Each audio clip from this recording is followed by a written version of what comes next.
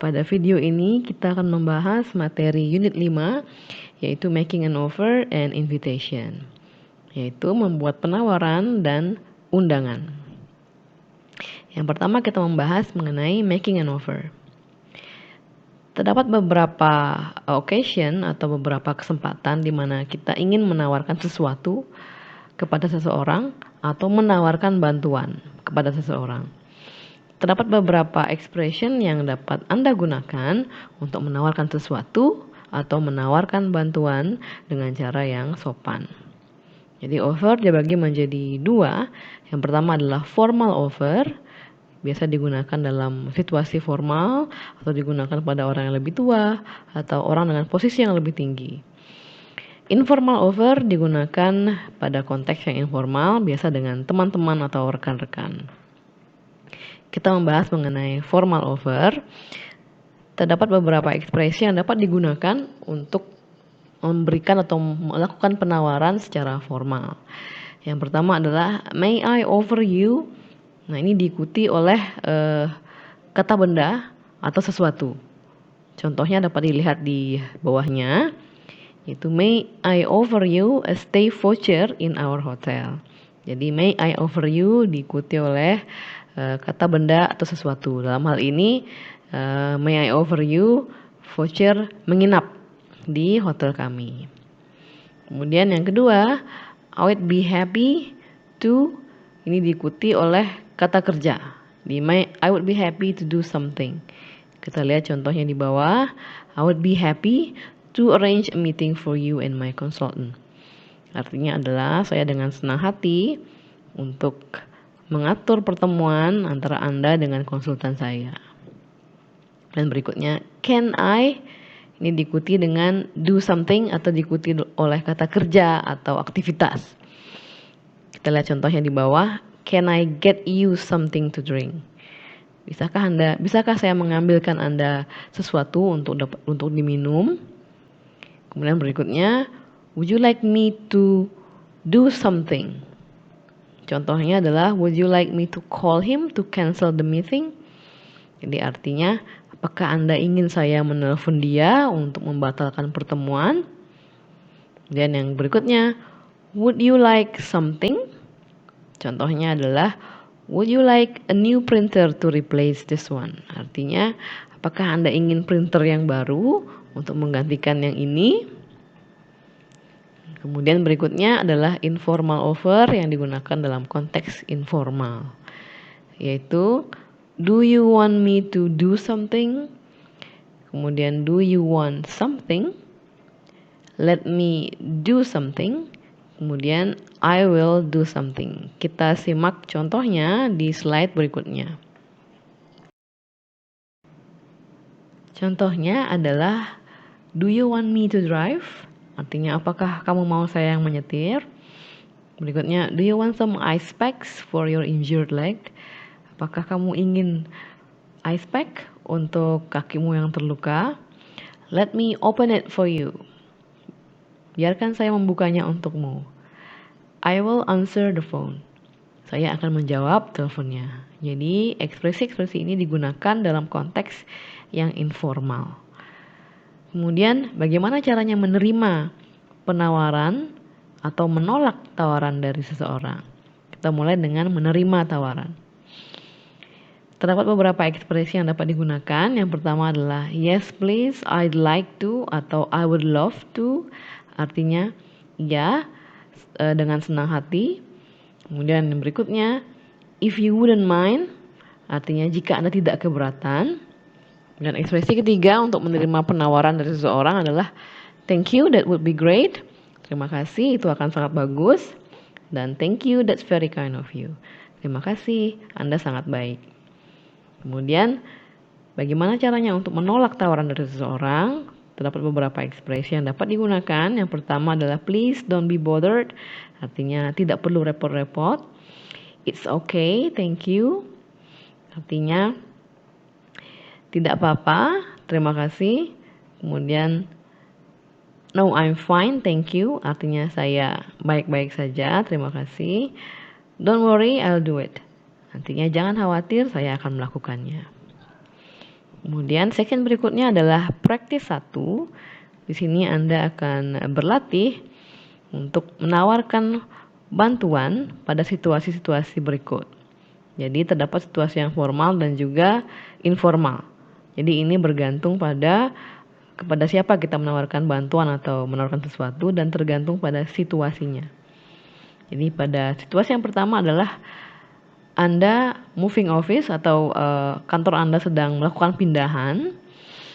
Para staff harus memindahkan barang-barang dari kantor yang lama ke kantor yang baru.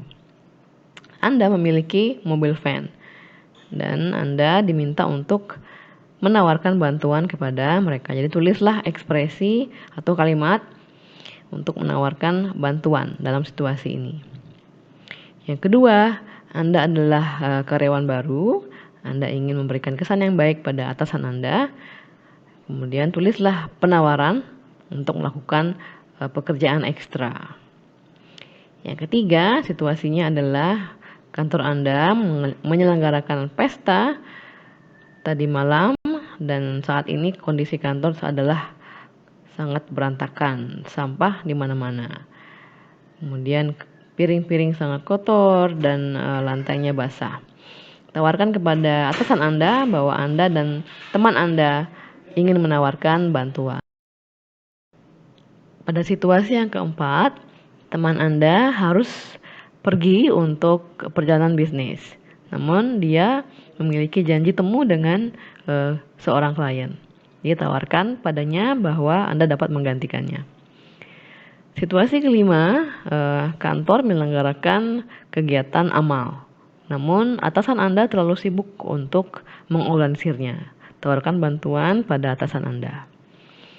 Kemudian pada praktis 2, Anda dapat berlatih menggunakan ekspresi untuk menawarkan bantuan dengan bekerja dengan partner atau teman Anda untuk menulis short dialogues atau percakapan pendek tentang memberikan penawaran. Baik itu bantuan maupun menawarkan sesuatu. Pada session ini kita akan membahas mengenai invitation. Invitation atau undangan adalah permintaan tertulis atau lisan kepada seseorang untuk mengundang mereka untuk pergi ke suatu tempat atau mengundang mereka untuk melakukan sesuatu. Mengundang seseorang untuk pergi ke suatu tempat dapat contohnya berupa mengundang seseorang untuk pergi ke festival, menghadiri event formal, menghadiri pesta, dan yang lain-lain. Undangan untuk melakukan sesuatu contohnya adalah undangan untuk berbicara pada suatu conference, undangan untuk menonton suatu drama atau lakon, undangan untuk bermain golf, dan lain-lain. Berikutnya pada section vocabulary Anda dapat mengerjakan praktis 3 di mana Anda perlu membaca definisi yang tertulis dan menentukan kata yang dimaksud. Contohnya pada nomor 1, a formal occasion when an evening meal is eaten often to celebrate something. Jadi artinya adalah kesempatan atau acara formal di mana makan malam disajikan dan acara ini seringnya dilaksanakan untuk merayakan sesuatu. Jadi kata yang dimaksud adalah dinner. Jadi silakan Anda mengerjakan sampai dengan nomor 8. Berikutnya pada praktis 4, Anda dapat memasangkan kata-kata yang di list atau tertulis di bawah dengan kata kerja yang tepat. Jadi contohnya yang pertama adalah tenis. Kata kerja yang tepat dipasangkan dengan tenis adalah play.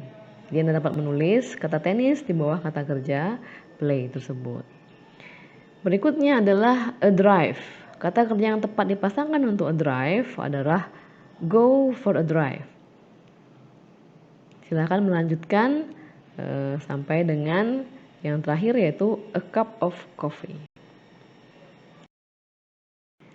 Bahasan berikutnya adalah making an invitation atau membuat undangan. Undangan dapat formal ataupun informal bergantung pada siapa yang Anda undang. Berikut adalah beberapa ekspresi yang dapat digunakan dalam membuat undangan. Yang pertama kita membahas formal invitation. Ekspresi yang dapat digunakan adalah would you like to diikuti oleh verb atau kata kerja. Contohnya kita lihat di bawah. Would you like to visit our new office? Artinya, maukah Anda mengunjungi kantor baru kami? Berikutnya, I would like to ask you to diikuti oleh verb. Kita lihat contoh di bawah. I would like to ask you to attend the grand opening next week. Artinya adalah saya ingin untuk mengundang Anda menghadiri grand opening minggu depan. Ekspresi berikutnya, it would be a pleasure if you would diikuti oleh verb. Contohnya, it would be a pleasure if you would join us for dinner tonight. Artinya, akan sangat menyenangkan apabila Anda dapat bergabung dengan kami di acara dinner malam ini. Ekspresi berikutnya, may I have the honor of your diikuti oleh verb ing atau diikuti oleh kata benda. Contohnya, may we have the honor of your presence at our event on Saturday. Artinya, dapatkah kami memperoleh kehormatan atas kehadiran Anda pada acara kami pada hari Sabtu? Ekspresi berikutnya dalam formal invitation adalah would you be interested in diikuti oleh verb ing. Contohnya, would you be interested in seeing a full moon festival tonight? Artinya, apakah Anda tertarik untuk melihat festival bulan purnama malam ini? Kemudian berikutnya kita membahas informal invitation atau undangan informal. Yang pertama, ekspresi yang dapat digunakan adalah would you like to diikuti oleh verb. Contohnya, would you like to go to the movie? Apakah kamu mau pergi ke atau menonton bioskop atau menonton film? Berikutnya, do you want to diikuti oleh verb. Contohnya, do you want to go for a walk? Apakah kamu mau pergi berjalan-jalan? Berikutnya, let's diikuti oleh verb. Contohnya, let's go camping this weekend. Ayo kita pergi camping pada akhir minggu ini. Berikutnya, how about diikuti oleh verb ing. Contohnya, how about going to the beach? Bagaimana kalau kita pergi ke pantai? Kemudian, bagaimana cara menerima atau menyanggupi suatu undangan? Jadi beberapa ekspresi yang dapat digunakan. Yang pertama adalah thank you for your kind invitation. I would like to join you. Artinya adalah terima kasih atas undangan Anda. Saya akan dengan senang hati untuk bergabung. Berikutnya, I'll be glad to do so. Saya akan dengan senang hati untuk melakukannya. Ekspresi berikutnya untuk menerima undangan yaitu thanks for inviting me to the gala. I would love to come. Terima kasih telah mengundang saya untuk menghadiri gala. Saya akan dengan senang hati untuk menghadirinya. Kemudian I'd love to, thanks, dengan senang hati, terima kasih. With pleasure juga berarti dengan senang hati. Thanks, I would like that very much. Artinya terima kasih, saya sangat menyukainya. That's a great idea. Itu merupakan ide yang bagus. Sure, thank you. Tentu saja, terima kasih. Kemudian, ekspresi yang dapat digunakan untuk declining invitation atau menolak suatu undangan. Yang pertama adalah that's very kind of you, but I can't accept your invitation. Artinya, Anda sangat baik, tapi saya tidak bisa menerima undangan Anda. Berikutnya, thank you for your kind invitation, but I'm afraid I won't be able to come. Artinya, terima kasih untuk undangan Anda, namun saya khawatir saya tidak bisa menghadirinya. Berikutnya, thanks for your invitation, but there is some work I have to do tonight. Terima kasih atas undangannya, namun saya memiliki beberapa pekerjaan yang harus saya kerjakan malam ini. Jadi umumnya penolakan atas suatu undangan umumnya disertai dengan alasan mengapa Anda tidak bisa memenuhi undangan tersebut. Ekspresi berikutnya adalah I can't, sorry, I have to work. Artinya saya tidak bisa, maaf, karena saya harus bekerja. Berikutnya, sorry, I would love to, but I have an appointment. Maaf, saya dengan senang hati melakukannya, namun saya tidak bisa karena saya memiliki janji temu. Kemudian berikutnya, I really don't think I can, sorry. Artinya, saya berpikir saya tidak bisa melakukannya, maaf. Kemudian, berikutnya kita menyimak contoh conversation atau percakapan. Yang pertama adalah contoh percakapan formal invitation atau undangan formal, di mana yang diberikan undangan menerima atau accepting invitation tersebut. Yaitu contohnya, do you have something to do this evening? I believe not. Would you be interested in attending Christmas party at our office? Thank you for your kind invitation. I would love to come. Kemudian contoh yang kedua adalah contoh conversation dalam konteks yang formal, di mana yang diberikan undangan menolak undangan tersebut. Contohnya, we are organizing a conference on tourism in our university next Thursday. It would be my pleasure if you would attend it and give an opening remark. Thank you for your kind invitation, but I'm afraid I won't be able to attend it. I'm flying to Perth on Wednesday. Berikutnya adalah contoh percakapan making invitation dengan konteks informal, di mana yang diundang menerima undangan tersebut. Contohnya, what are you doing tomorrow night? Nothing special. Why? Do you want to go to the music festival, the one held in the Central Park? That's a great idea. What time? I'll pick you up at 5 p.m. Is that alright? Sounds great. Kemudian yang keempat adalah contoh percakapan membuat undangan, di mana yang diundang menolak kemudian menerima atas alternatif lainnya. Contohnya, let's go to the beach this Sunday. I'm sorry, I'd love to, but I have an appointment with a college on Sunday. How about the next Sunday? So, sure, I'm free. Jadi, how about adalah frase yang sering digunakan untuk menyarankan alternatif apabila yang diundang berhalangan. Kemudian pada praktis 5, Anda dapat berlatih dengan partner untuk membuat undangan dengan mengundang orang di beberapa kesempatan. Pada praktis 6, Anda dapat berlatih mengundang seseorang dalam bahasa Inggris dengan menyusun dialog pendek dengan rekan Anda berdasarkan atas instruksi-instruksi yang diberikan pada kalimat-kalimat di dalam kurung.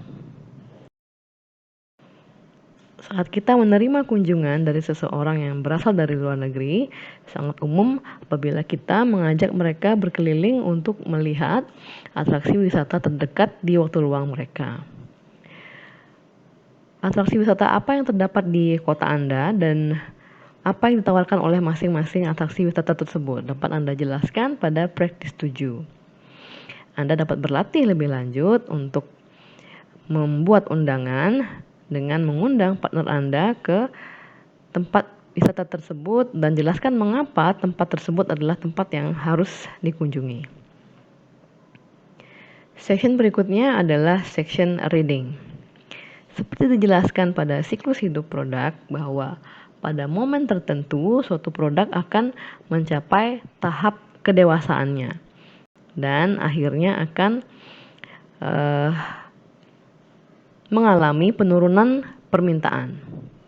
Untuk menghindari penurunan permintaan yang sangat tajam, inovasi harus atau perlu dilakukan untuk memperpanjang tahap pertumbuhan permintaan. Konsep ini berlaku tidak hanya di industri manufaktur, tapi juga di industri jasa, seperti contohnya industri pariwisata. Semakin banyak destinasi wisata mencoba untuk memperbarui tawaran mereka dengan memperkenalkan atraksi-atraksi baru.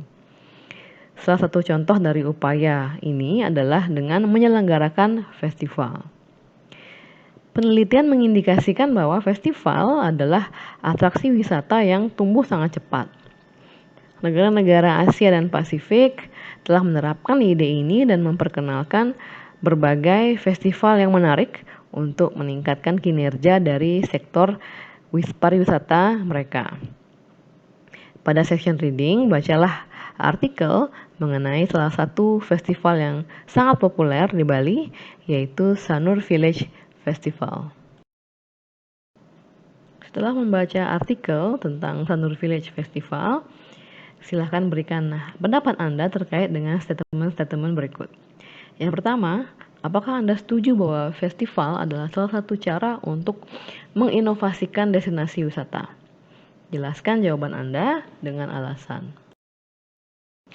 Statement yang kedua adalah, apakah festival di kota Anda telah sukses dalam meningkatkan kinerja sektor pariwisata? Indikator apa yang digunakan untuk mengukur peningkatan kinerja tersebut? Kemudian statement 3, pendekatan apa yang Anda sarankan bagi pemerintah atau masyarakat untuk membuat destinasi wisata di area Anda tetap atraktif di tengah kompetisi yang semakin intens dari destinasi-destinasi wisata lainnya? Pada praktis 8, Anda dapat berlatih membuat undangan atau mengundang rekan Anda atau kolega Anda dengan menulis email untuk mengundang dia atau mereka untuk melihat festival di kota Anda. Jelaskan juga apa yang dapat mereka harapkan atau nikmati dari festival tersebut dan mengapa festival tersebut sangat recommended.